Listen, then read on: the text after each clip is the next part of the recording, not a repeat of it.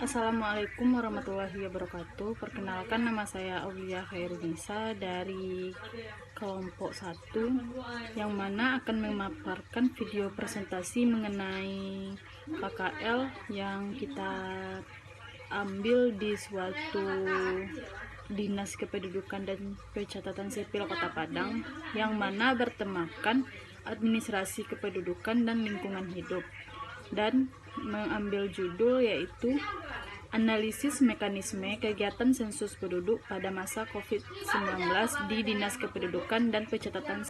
Selanjutnya, latar belakang dari Pencatatan Sipil Kota Padang ini yaitu Indonesia merupakan salah satu negara terdampak COVID-19 dengan jumlah orang yang positif yaitu 7.418 orang dan kematian mencapai 635 orang dan persentase kematian mencapai 8,56%, sehingga tidak dipungkiri bahwa Indonesia menduduki urutan yang dapat dikategorikan tinggi angka kematiannya. Penderita COVID-19 di Indonesia dilaporkan telah menjangkit 32 dari 34 provinsi pada tanggal 2 April 2020. Selanjutnya, Provinsi Sumatera Barat termasuk provinsi yang melaporkan telah terdampak kasus positif COVID-19 dengan kasus positif yaitu 81 orang dan meninggal yaitu 8 orang. Hal ini perlu disikapi dengan serius dengan cara bersiap diri dan berupaya melindungi diri, keluarga, dan masyarakat. Dan COVID-19 merupakan penyakit menular sehingga tidak ada jalan lain untuk menanggulanginya kecuali memutus rantai penularan virus di mana individu yang sehat mencegah diri supaya tidak tertular dan mengobati individu yang sakit sedini mungkin. Pandemi COVID-19 menghadapkan semua pihak pada situasi ketidakpastian yang tinggi. Namun, BPS harus memutuskan untuk melanjutkan pelaksanaan sensus penduduk. Selain Indonesia, sebanyak 13 negara melaksanakan sensus penduduk sesuai jadwal atau menggunakan sensus register based. Sebaliknya, sebanyak 31 negara menunda atau memperpanjang periode sensus. Provinsi Sumatera Barat menuju satu data kependudukan Indonesia berisi perjalanan SP 2020 di tengah tantangan pandemi COVID-19. Pertama kalinya dalam sejarah sensus penduduk di Indonesia, pelaksanaan SP 2020 menggunakan metode kombinasi yaitu dengan menggunakan data administrasi kependudukan dan Direktorat Jenderal Kependudukan dan Pencatatan Sipil Kementerian Dalam Negeri sebagai basis data pelaksanaan SP 2020. Hal ini dirancang dan dilaksanakan sebagai upaya untuk mewujudkan satu data kependudukan di Indonesia. Buklet ini menyajikan agregat data dasar penduduk Provinsi Sumatera Barat sampai dengan level kabupaten atau kota yang diperoleh dari pelaksanaan SP online dan SP September tahun 2020.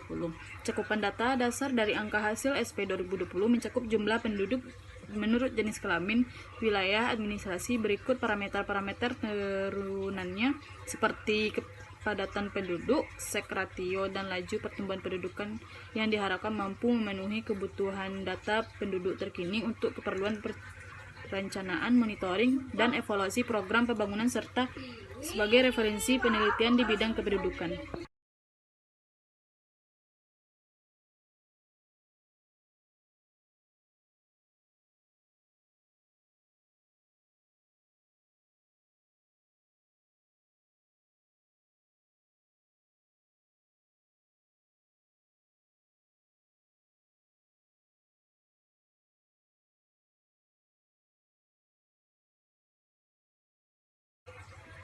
Baiklah, di sini kita akan membahas ada 4 macam rumusan masalah. Yang pertama, apakah sensus penduduk berjalan di masa pandemi COVID-19?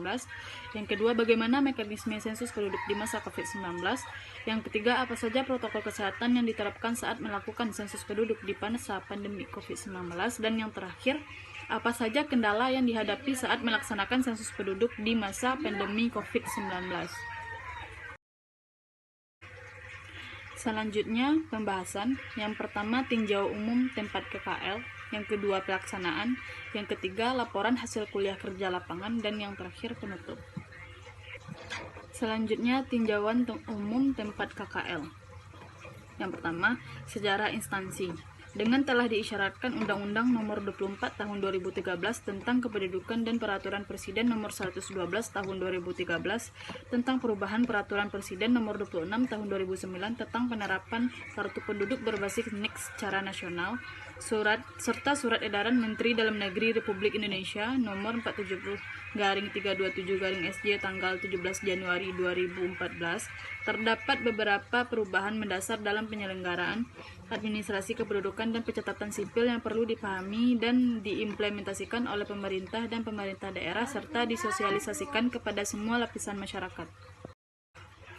Selanjutnya, sehubungan dengan hal tersebut, dalam meningkatkan serta memberikan pelayanan prima kepada masyarakat, Dinas Kependudukan dan Pencatatan Sipil Kota Padang hadir di tengah masyarakat untuk melayani kepengurusan dokumen kependudukan. Selanjutnya, visi dan misi institusi. Yang pertama, visi, yaitu terwujudnya pelayanan administrasi kependudukan berbasis SIAK, yaitu SIAK, secara tertib tahun 2018. Yang kedua, misi, yaitu mewujudkan pengelolaan administrasi kependudukan yang akurat, tertib, dan aman. Selanjutnya, di sini bisa kita lihat terdapat suatu bagan atau struktur organisasi dari Dinas Kependudukan dan Pencatatan Sipil Kota Padang. Selanjutnya, tugas pokok dan fungsi masing-masing bidang. Berdasarkan Peraturan Daerah Kabupaten Rejang Lebong Nomor 3 Tahun 2008 tentang organisasi dan tata kerja perangkat daerah, bahwa tugas Dinas Kependudukan dan Pencatatan Sipil Kota Padang terdapat ada 4. Yang pertama, Kepala Dinas, yang kedua, Sekretariat, yang ketiga, Bidang Pendaftaran Penduduk, dan yang terakhir, Bidang Data dan Informasi. Selanjutnya, pembahasan yang kedua, yaitu pelaksanaan. Pengertian mekanisme. Mekanisme adalah cara untuk mendapatkan sesuatu secara teratur sehingga menghasilkan suatu pola atau bentuk untuk pencapaian tujuan yang diinginkan. Yang kedua, pengertian sensus penduduk, yaitu secara umum sensus penduduk SP adalah metode pengumpulan data yang paling tua di dunia. Catatan sejarah menunjukkan bahwa sensus penduduk telah dimulai pada tahun 3800 SM di Kerajaan Babilonia, pada tahun 3000 sampai 2500 SM di Cina, dan tahun 2500 SM di Mesir. Selanjutnya, dasar hukum sensus penduduk. Di Indonesia, kebijakan mengenai sensus penduduk telah ditetapkan dalam Undang-Undang Nomor 16 Tahun 1997 tentang statistik, dan badan yang ditunjuk untuk melaksanakan dan menyelenggarakan sensus penduduk adalah Badan Pusat Statistik (BPS).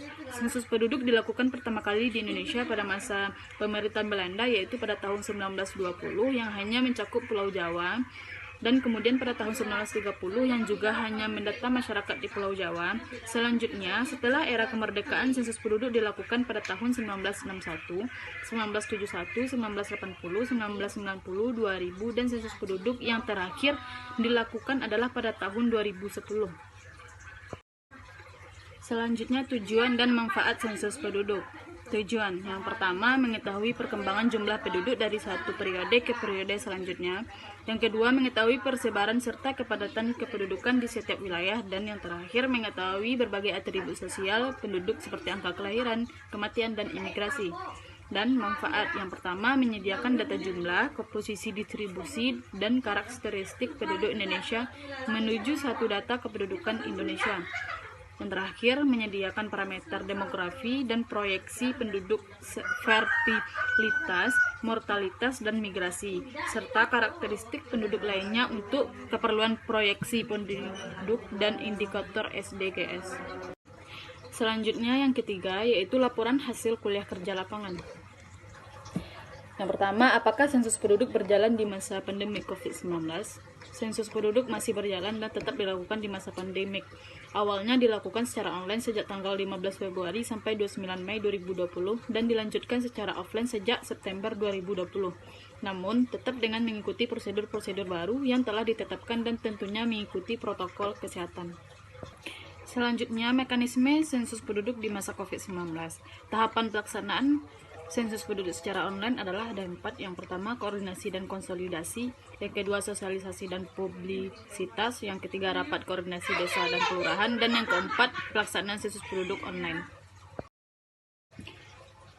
Selanjutnya, tahapan sensus penduduk offline. Sensus penduduk offline dalam pengumpulan data melalui wawancara diubah mekanismenya dengan cara membagi wilayah Indonesia dalam 3 zona, yakninya sebagai berikut. 1. Zona 1. Ada 227 kabupaten atau kota yang termasuk dalam zona DOPU, di mana mekanismenya yaitu dengan membagikan kuesioner kepada masyarakat, kemudian petugas sensus kembali mengambil kuesioner yang sudah diisi secara mandiri oleh masyarakat. Dan yang kedua, zona 2 non-DOPU, ada 246 kabupaten atau kota yang termasuk dalam zona non-DOPU ini, di mana mekanismenya yaitu dengan cara mengumpulkan data dengan tahap pemeriksaan data penduduk dan tahap verifikasi lapangan, namun tanpa wawancara yang detail atau mendalam. Dan yang ketiga, zona 3 atau wawancara. Mekanisme di zona ini khusus diperuntukkan di 41 kabupaten atau kota di Papua dan Papua Barat, di mana mekanisme dalam zona ini adalah dengan cara wawancara.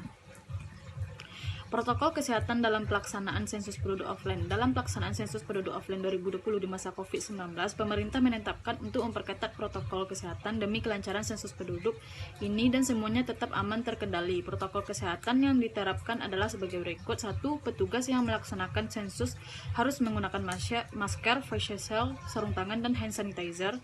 Dan yang kedua, harus selalu menerapkan physical distancing.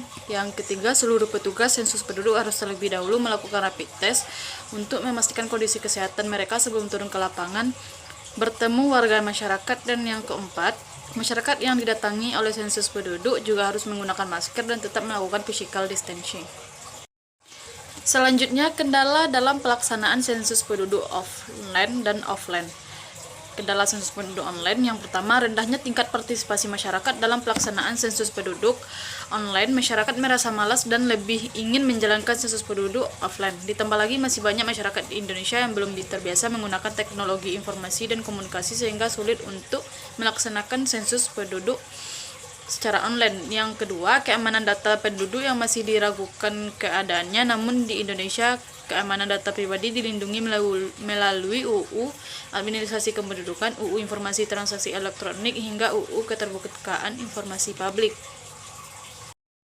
Dan selanjutnya, kendala sensus penduduk pada offline, yaitu banyaknya masyarakat yang ragu untuk menerima petugas sensus penduduk ke rumahnya karena takut terjadi penipuan oleh orang-orang yang berkedok sebagai petugas sensus penduduk. Selain itu, di masa pandemik masyarakat juga takut menerima orang untuk datang ke rumahnya mengingat akan bahaya virus COVID-19 yang sangat mudah untuk tertular. Dan yang terakhir, penutup. Selanjutnya, kesimpulan dari KKL kita kali ini yaitu sensus penduduk masih berjalan dan tetap dilakukan di masa pandemik. Awalnya dilakukan secara online sejak tanggal 15 Februari sampai 29 Mei 2020 dan dilanjutkan secara offline sejak September 2020. Namun tetap dengan mengikuti prosedur-prosedur baru yang telah ditetapkan dan tentunya mengikuti protokol kesehatan. Sensus penduduk offline dalam pengumpulan data melalui wawancara diubah mekanismenya dengan cara membagi wilayah Indonesia dalam 3 zona, yakninya sebagai berikut. 1. Zona 1 drop up pick up atau DOPU, yang kedua zona 2 non DOPU, dan yang ketiga zona 3 atau wawancara. Dan selanjutnya saran, seharusnya dalam pelaksanaan penduduk online pemerintah harus benar-benar menjaga keamanan data masyarakat yang ikut dalam sensus penduduk agar masyarakat benar-benar yakin dan lebih banyak lagi yang berpartisipasi dalam mengikuti sensus penduduk online. Dan yang selanjutnya, dokumentasi dari KKL kita kali ini bisa kita dilihat di bagian atas yang ditampilkan secara rinci. Sekian penjelasan dari KKL kelompok 1. Apabila ada kata dan salah mohon dimaafkan. Wabillahi taufik wal hidayah. Wassalamualaikum warahmatullahi wabarakatuh.